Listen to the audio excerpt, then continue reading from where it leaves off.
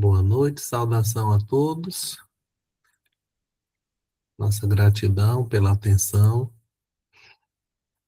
Vamos dar sequência ao Evangelho. Quem está acompanhando pelo livro, Evangelho por Emmanuel, segundo Marcos, volume 2, a página 118, mensagem entre os cristãos. Antes, nós vamos fazer a contextualização do Evangelho de Jesus mesmo, que é a passagem, o grande servidor. Jesus é o grande servidor da humanidade. Então, Iranei, aqui nós temos antes a situação de Tiago e João, os filhos de Zebedeu.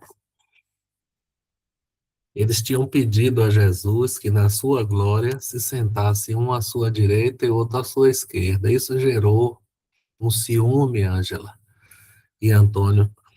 Um ciúme gerou um incômodo por parte dos outros discípulos que, né? Antes Jesus falou: vocês não sabem o que estão pedindo. Vocês por um acaso poderão beber na taça que eu bebo? Poderão ser batizados pelo batismo que sou batizado? E os dois inocentes falaram sim, podemos. Então Jesus carinhosamente deu um não assim: não me cabe conceder, mas para quem está preparado, está à minha direita, à minha esquerda na glória espiritual. Estes foram os pedidos dos filhos de Zebedeu, os irmãos Tiago e João Antônio. Ouvindo isso, começaram a se indignar contra Tiago e João. Né? Começaram a discutir, a murmurar qual seria o maior.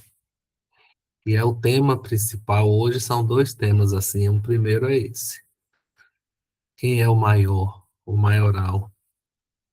Quem é o primeiro, tá? Segundo os valores mundanos da Terra e segundo a espiritualidade. Então, Jesus falou assim: olha, no mundo, no mundo tem autoridade, tem poder, mas agora vocês podem ler o versículo, né? É o 10:43. Mas entre vós não é assim. Aquele que quiser tornar-se o maior será o vosso servidor. Tá? Então, essa é o versículo que Emmanuel comenta no livro Caminho, Verdade e Vida, a mensagem 155, intitulada Entre os Cristãos. Tá? Como é que deve ser entre nós, que conhecemos a doutrina espírita, que conhecemos o Evangelho, Silvia, como deve ser? Tá? Então, Emmanuel começa a explicar que a relação com Deus, no início, era feita de barganha e de medo. E a religião era um instrumento de dominação. As pessoas obedeciam por medo do castigo, da recompensa. Havia uma relação assim, de cima para baixo. E os povos gostavam dos favores celestes e agiam assim na hora dos dolorosa, tá? Na hora das tempestades, das pragas. Aquilo é, Deus era lembrado e era providenciado algum tipo de sacrifício, doação para acalmar Deus. Né? Vamos matar aqui um cordeiro, vamos matar até uma criança para acalmar Deus. Vamos sacrificar a primeira colheita, alguma coisa assim. A fé era isso. era a capacidade de sacrificar para, tá? Deus era compreendido nos dias bons, nos dias de abundância, de colheita, mas nos dias ruins, né? A tempestade era, por exemplo, entendida como força do mal, do maligno. No entanto, a fé com Jesus, tá? Ele mudou, ele renovou as concepções. Eu vou simplificar aqui, porque ele traz agora a humildade, o amor e o trabalho como balizas. O martírio como palma de vitória. E a compreensão que entre os seus discípulos, a fé jamais será uma conquista de favores do céu. Antes, será o esforço pela iluminação própria e pela execução da vontade de Deus, tanto nas horas boas quanto nas horas ruins. Nós também temos isso, sabe? Muita gente está na fé, na igreja, lá no templo, na oração, quando a vida está leve, as coisas dando certo. Mas quando vem tribulações, aí muita gente cai fora, né? E se revolta contra Deus. Então, Emmanuel conclui que não é questão de sacrificar e nem se apegar às convenções, como ajoelhar, cantar, né, louvores, mas que sim é uma questão de entregar nossa vida à vontade de Deus, para que possamos ser aprimorados em suas mãos, tá? Lembrando que, segundo os Espíritos, o purgatório é aqui, viu? Purgatório não é no mundo espiritual, não, Ângela. É aqui, ó, são as provas que a gente passa, é que purgam. O espírito ele é aperfeiçoado na encarnação, nos desafios, nas lutas e nos esforços que faz. Bom, a próxima mensagem fala sobre o fenômeno e a doutrina, tá? No livro Mediunidade e Sintonia, fala da mediunidade. Dois aspectos, um é o fenômeno e o outro é a moral, ou a doutrina. Ele diz que a mediunidade sem o Cristo, sem Jesus, é uma tese discutível. Tá? Até as curas ou os fenômenos que Jesus provocou foram questionados, como a boda de Caná foi entendido como fraude,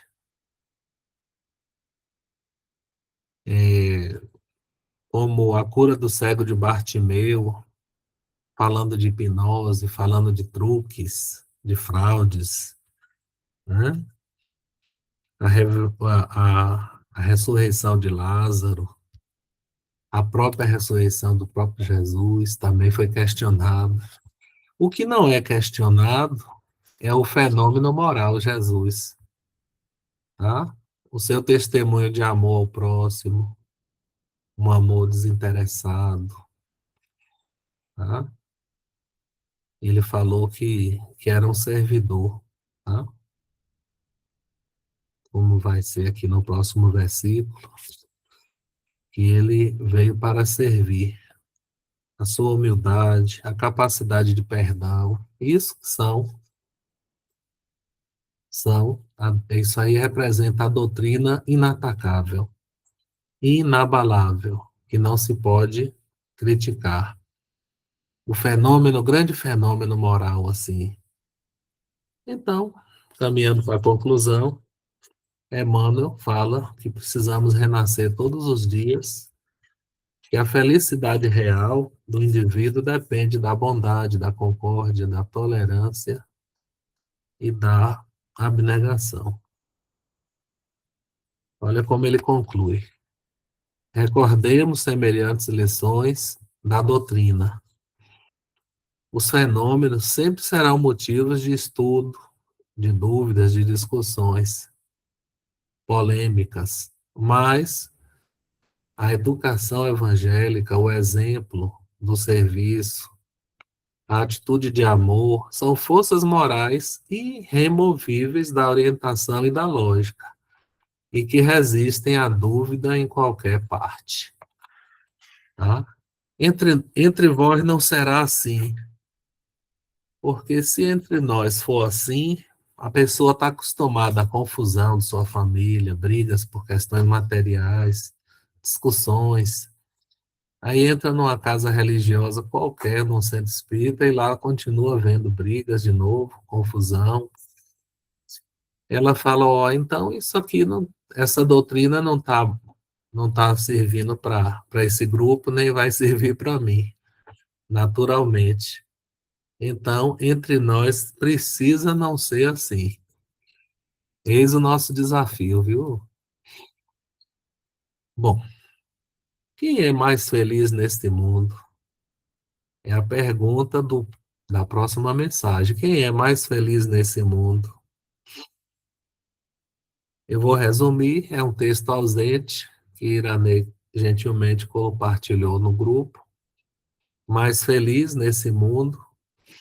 A humanidade tem dívidas acumuladas, então nós somos almas endividadas.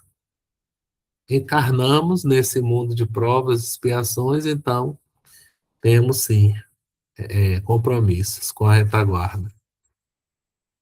Estamos também muito distantes ainda da felicidade integral. Não quer dizer que a gente não possa ter uma felicidade relativa, mas a felicidade profunda, integral, ainda estamos distantes. Falando do coletivo, tá? Porque tem almas que conseguem. Mas elas vão ser felizes em planos superiores. Diariamente tem almas que se elevam, vão embora. Já fizeram o dever de casa. Bom, os efeitos desse karma acumulado são calamidades. Tá? Jesus falou que o maior no reino de Deus será aquele que se trabalhar e se fizer servidor de todos. Desdobrando o conceito no mundo, a pessoa mais feliz daqui é aquela que se fizer, que mais felicidade distribuir. Olha que coisa, tá? Me ocorreu uma ideia aqui agora. Uma pessoa estava com calor em casa, então ela abriu a janela e o vento veio para ela. Mas ela quis ficar com o vento só para ela, fechou a porta do outro lado para não alcançar o quarto da irmã, tá? Aí pronto, parou de ventar porque cortou a corrente. É a lei da vida, né? A gente tem que abrir uma porta para o vento entrar e passar, né? O bem chega e o bem segue adiante. Aí ele aumenta, ele corre forte. Então, quem é mais feliz? Aquele indivíduo que mais felicidade distribuir com os irmãos, sendo uma fonte de alegria e paz, sendo uma fonte de esperança e fé, para quem lhe aproximar do coração. Tá? Este é o mais feliz. E quem é o maior? Aí agora é a próxima mensagem, né? Quem é o maior? Ser o maior é uma questão de vaidade humana nesse plano nosso. A caça dos títulos, tá? Os outdoor colocam assim as melhores clínicas, os melhores, o maior pensador, o maior filósofo, o maior cientista, o maior industrial, o grande artista, o rei cantor. Também entre as realizações terrenas existe essa competição. O maior prédio, o maior arranha-céu, o maior transatlântico, Alberto, Titanic, o maior espetáculo, Circo, Solé, a maior fortuna. Quem é o maior?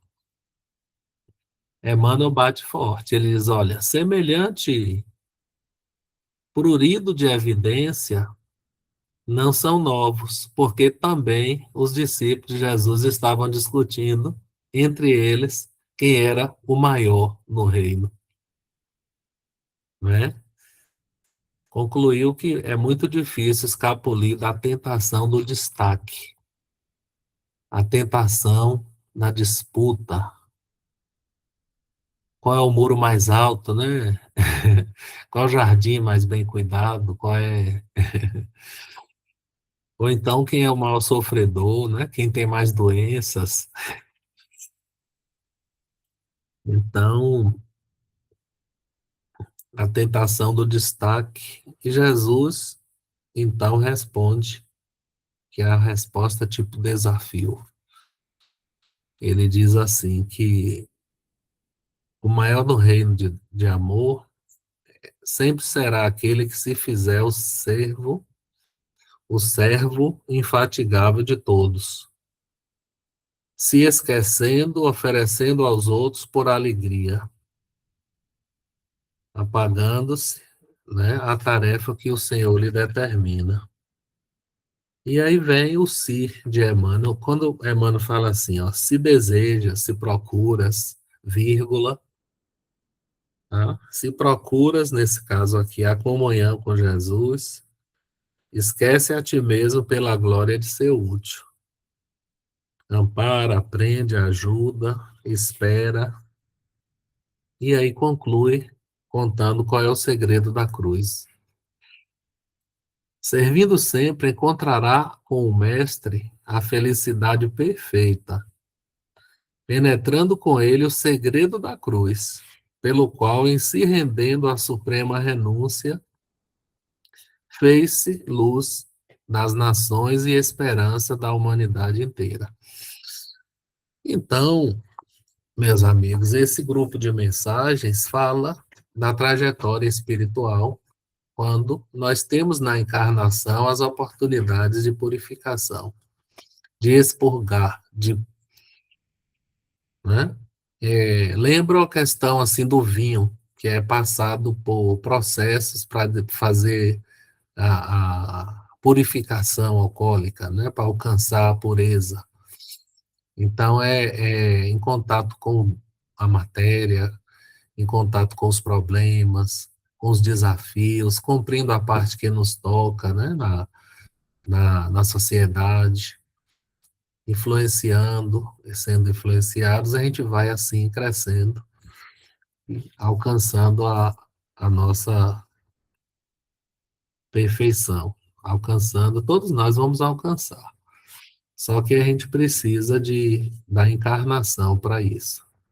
E não é em uma só, tá? Então é preciso abraçar o bem e dar o testemunho do bem, desde agora, e também nas próximas encarnações.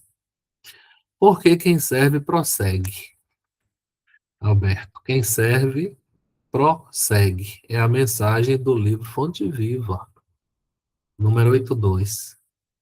E aí ele falou que era o grande servidor, o filho do homem, que era como Jesus se referia. O filho do homem não veio para ser servido, mas para servir. Olha para isso, viu? O espírito mais puro que já pisou a terra veio para servir. Então, aqui marcando no nosso livro 18 de abril, né, a data espírita, o dia do espiritismo, fala que a natureza elege o espírito de serviço por processo de evolução. Nos reinos inferiores, vemos a cooperação, vemos o auxílio. A cova serve à semente, a semente gera o fruto, serve ao homem. O vento, as flores, o rio chega ao mar, o mar transforma em nuvens e a chuva benfeitora. Muitos animais morrem diariamente a benefício das pessoas. Já, quantos bois morrem por dia, hein? Quantas galinhas e peixes e mariscos? É o reino inferior a, a serviço, dando carne e o sangue para alimentar o ser humano. Então ele conclui: o serviço é o preço da caminhada libertadora. Não tem como a gente querer a felicidade se a gente não encontrar um meio de servir, tá? O perigo é habituar-nos a sermos servidos. Ele diz que quem se habitua a ser servido cristaliza-se. É como se ficasse de mãos enferrujadas. No entanto, aquele que acostuma a servir pelo prazer de ser útil, cresce, progride, tá? Então ele conclui que nós temos duas posturas. Uma é reclamar excessivamente, porque reclamar todo mundo reclama, viu? Quero ver quem é o herói aqui, não reclama. Mas o problema é reclamar em excesso.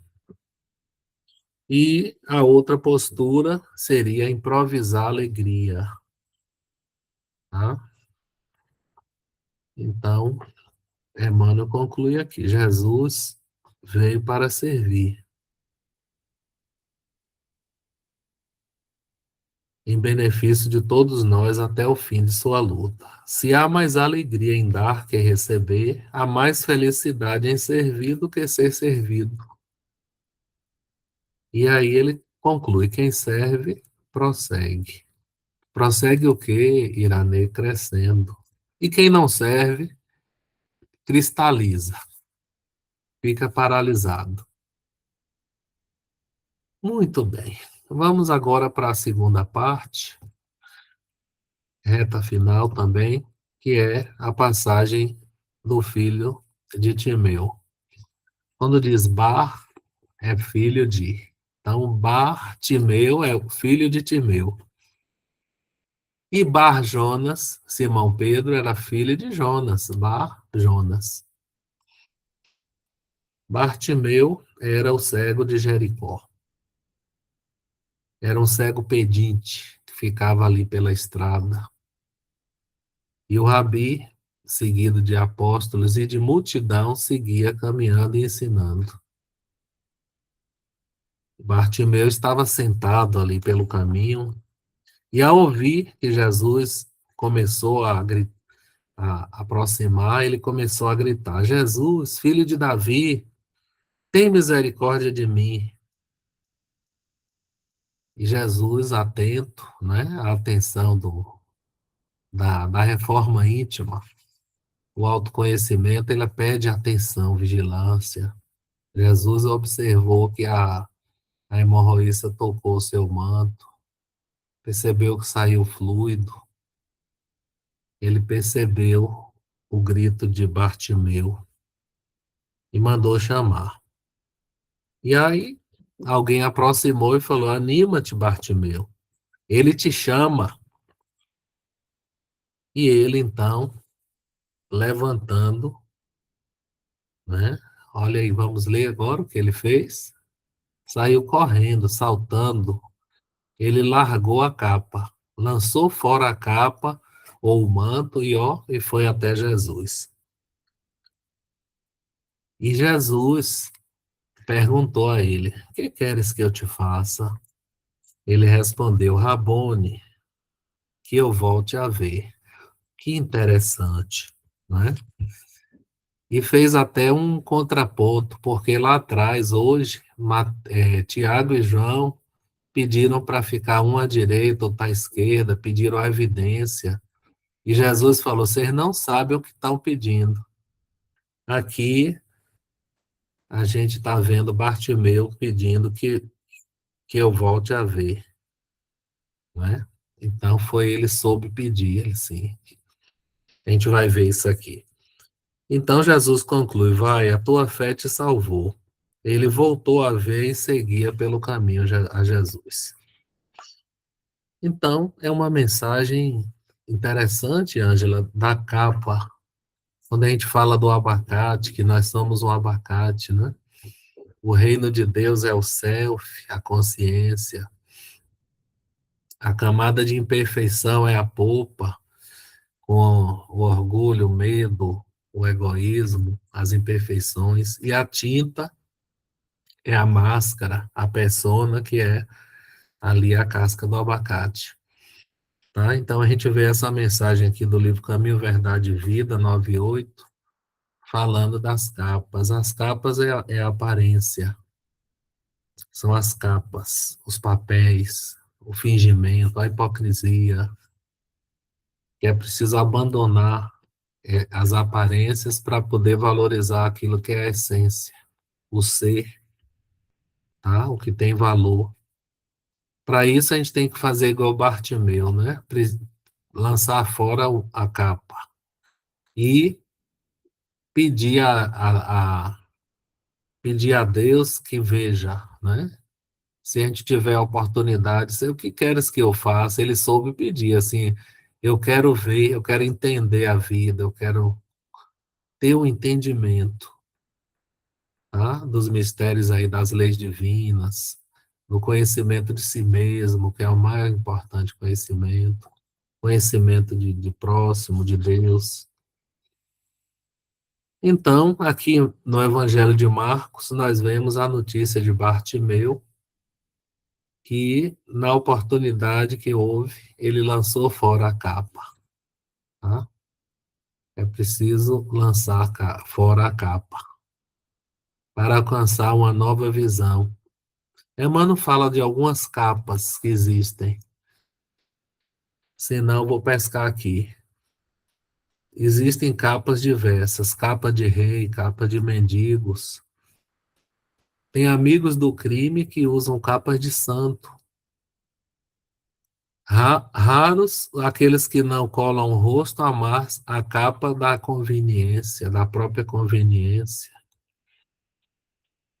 Mas se deseja sinceramente a aproximação de Cristo, lance fora de si a capa do mundo transitório e apresente-se ao Senhor tal qual é.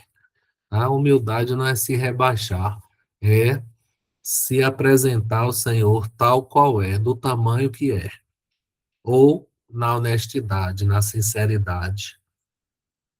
Porque a manutenção de falsas aparências diante do Cristo complica a situação de quem necessita. Nada peças ao Senhor com exigências ou alegações descabidas, como Tiago e João. Despe tua capa mundana e apresenta-te a ele, sem mais nem menos, como Bartimeu. Jesus, na próxima mensagem, intitulada Em Nossa Marcha, tá? No livro Fonte Viva 8:9, Jesus diz: que queres que eu te faça? Olha Jesus respeitando a liberdade, né?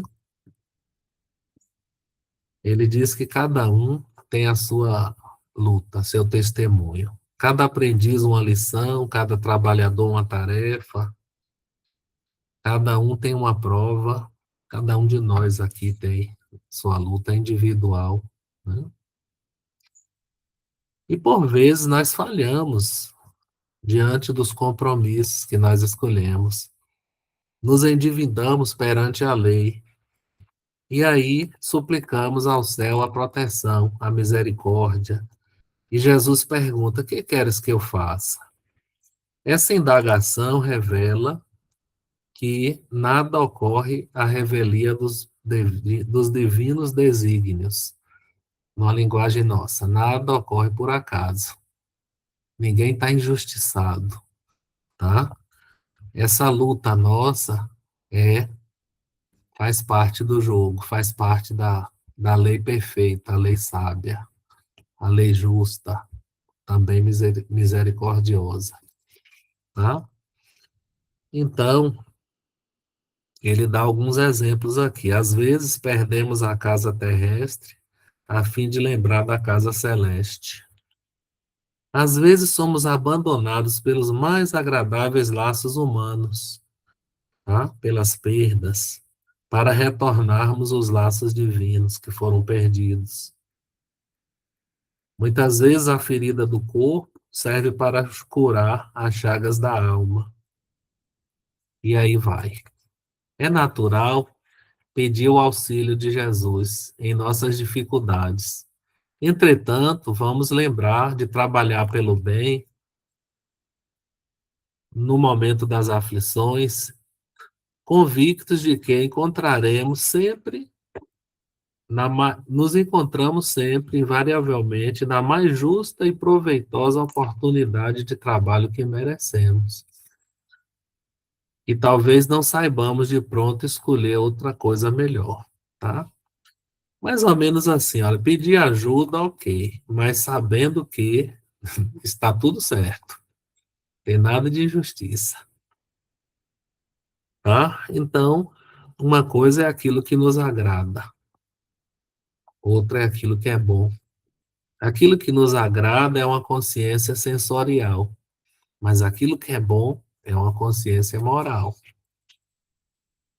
E compreende melhor a proposta de Jesus àqueles que têm o desenvolvido o senso moral.